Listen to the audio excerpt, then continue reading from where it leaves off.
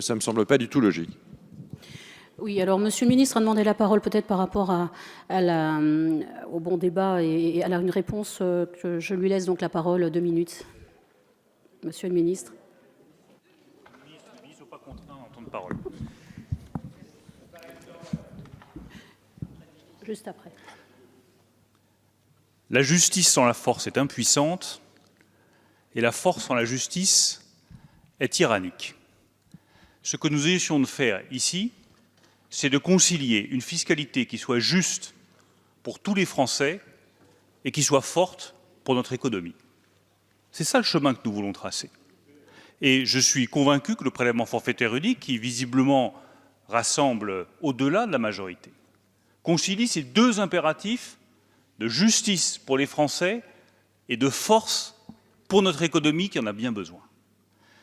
La justice d'abord parce que, en réponse aux remarques qui ont été faites, pour dire que le travail serait désormais plus taxé que le capital.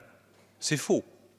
80% des Français ont aujourd'hui un niveau d'impôt sur leurs revenus qui est inférieur à 14%. 80% des Français.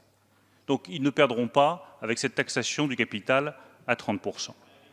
Nous maintenons l'abattement à 40% et je réponds au président de la Commission des finances. Pourquoi est-ce que nous maintenons l'abattement à 40% uniquement sur ceux qui choisissent l'imposition au barème et pas le PFU, mais justement, comme j'ai dit tout à l'heure, par souci de justice, pour ceux qui, ayant un niveau d'imposition au barème à 14%, s'ils gardent le barème, eh bien, ils restent plus avantagés. Et nous appliquons l'abattement uniquement pour ceux qui pourraient être les plus favorisés, c'est-à-dire ceux qui ont les niveaux de revenus les plus élevés.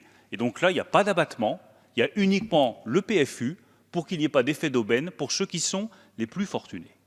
Nous avons décidé que l'épargne salariale ne serait pas concernée. Oui, Madame Louwagie, toute l'épargne salariale, parce que, bien entendu, il est très important que ceux qui travaillent aient la garantie que leur épargne salariale ne sera pas concernée et gardera une fiscalité la plus avantageuse possible. Oui, les livrets populaires, le livret A, le livret de développement durable, ne seront pas touchés, parce que oui, nous faisons attention aux catégories les plus modestes. Oui, nous faisons attention à ce que l'épargne populaire ne soit pas concernée par ce prélèvement forfaitaire unique. S'agissant des PEL, on nous fait un mauvais procès.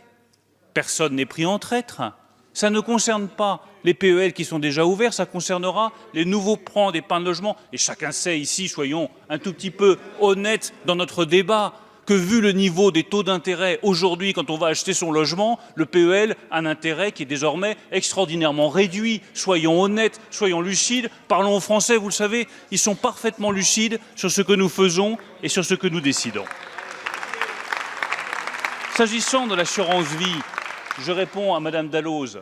Enfin, très franchement, on nous reproche un peu tout et son contraire. Oui, j'ai arbitré, personnellement, avec le soutien du Premier ministre et du Président de la République, pour qu'on ne fasse pas d'exception pour les contrats d'assurance vie dont l'encours est supérieur à 150 000 € pour une personne seule et 300 000 € pour un couple.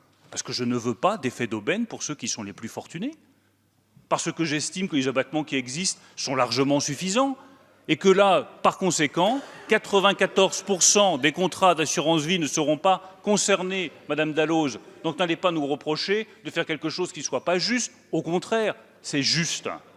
Enfin, c'est juste, parce que je voudrais rappeler que nous vivons dans un monde où le capital circule et que si on fait les comparaisons avec les autres pays européens, les comparaisons sont sans appel pour les épargnants français. Aujourd'hui, la taxation sur les produits d'intérêt, elle est de 62% pour la taxation marginale en France. Elle est de 26% en Allemagne. La taxation pour les dividendes, la taxation marginale, elle est de 41% en France. Elle est de 26% en Allemagne. Eh bien, la justice, c'est qu'en France, l'épargnant ne soit pas plus taxé qu'en Allemagne et dans les autres pays européens. Voilà pourquoi notre proposition est juste et voilà pourquoi je continuerai à dire que notre fiscalité est juste. Et en plus, elle est forte. Elle donne de la force à notre économie. Elle lui apporte ce qui lui manque, le financement.